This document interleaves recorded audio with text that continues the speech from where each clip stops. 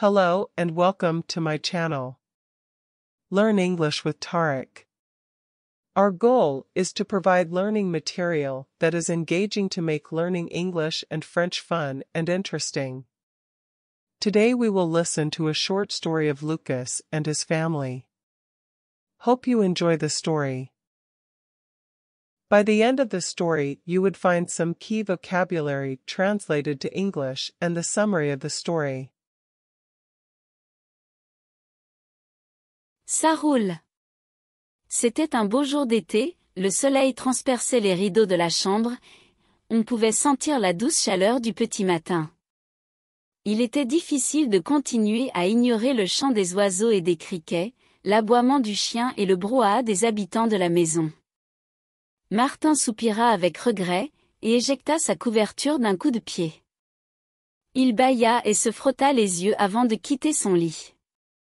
Il jeta un coup d'œil à son réveil et grogna de mécontentement quand il remarqua qu'il s'était réveillé beaucoup plus tôt qu'il n'avait prévu.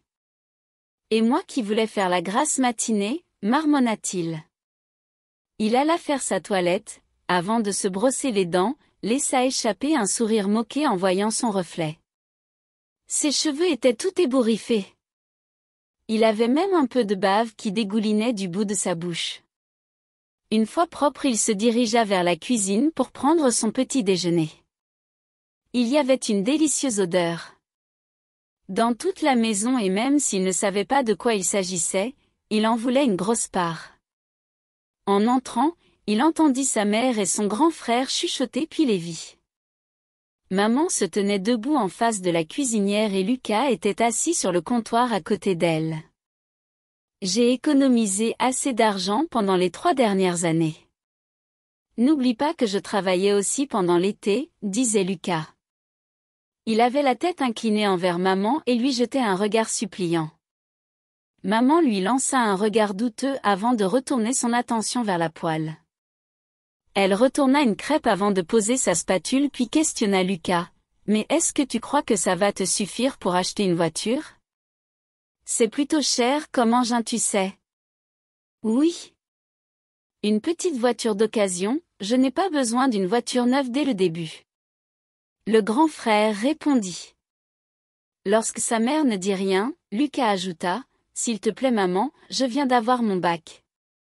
Je ne vais quand même pas vous demander de me conduire à l'université tous les jours lors de la rentrée. Et puis, ce n'est pas comme si vous deviez conduire Martin au collège non plus puisqu'il est en vacances. Papa a plus de temps libre maintenant. » Maman laissa échapper un soupir puis sourit indulgemment. « D'accord, je vais en parler à ton père, acquiesça-t-elle, mais la décision lui revient. » Lucas hocha la tête avec un sourire et embrassa maman sur la joue en la remerciant. « C'est tout ce que je te demande. » dit-il.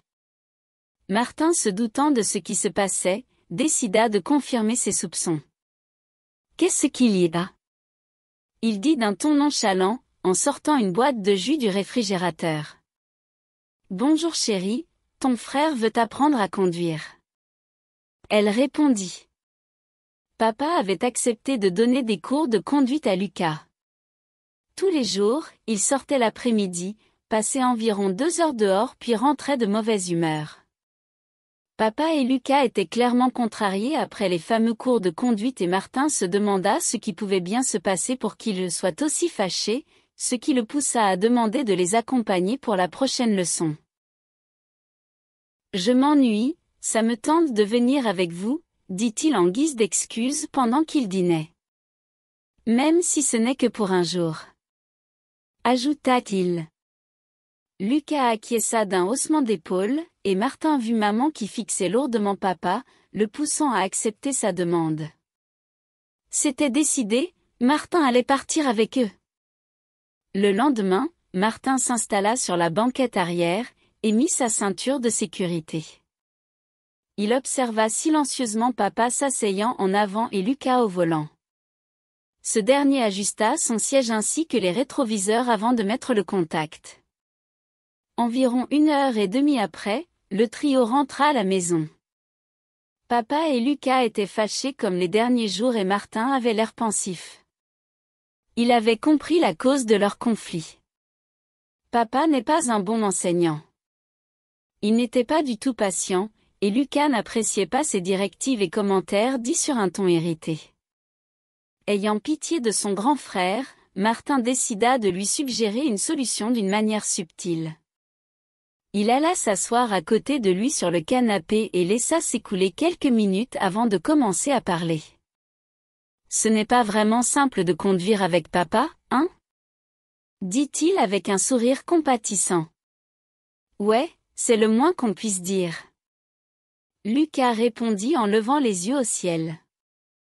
J'avais la même impression lorsqu'il m'apprenait les tables de multiplication en primaire, heureusement que j'avais réglé le problème rapidement. Lucas, intrigué par les paroles de son petit frère, se tortilla un peu avant de glisser un peu plus près de Martin.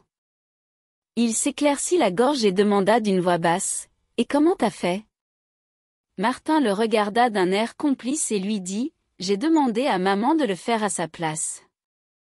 Elle est beaucoup plus patiente et douce. » Lucas lui lança un regard douteux puis fronça les sourcils. « Je pense que maman est trop occupée pour m'apprendre à conduire. Alors aide-la avec ses corvées. » Martin rétorqua. Lucas hocha la tête mais ne dit rien. Il y eut un long moment de silence avant que le frère aîné ne pinçât la joue de Martin, le remerciant pour son conseil. « Lorsque j'aurai mon permis, je t'emmènerai au parc d'attractions chaque semaine. » lui dit-il excité. Martin s'en doutait mais il sourit quand même, ravi d'avoir pu aider son grand frère. Quelques jours après, la paix et l'harmonie étaient de retour à la maison. Lucas avait commencé à faire le linge et à laver la vaisselle, accordant plus de temps libre à maman et par conséquent, plus de temps pour lui apprendre à conduire. Après le changement d'enseignant, Lucas fit beaucoup plus de progrès et s'inscrit peu après pour passer son permis. Au bout de quelques mois, la famille exprimait sa fierté tandis que Lucas les conduisait à un restaurant dans lequel il comptait célébrer sa réussite à avoir son permis. « C'est grâce aux cours de conduite que je lui ai donné, » dit papa avec un sourire orgueilleux. Les trois autres ne dirent rien mais levèrent les yeux au ciel. Enfin, tous sauf Lucas qui devait garder les yeux sur la route.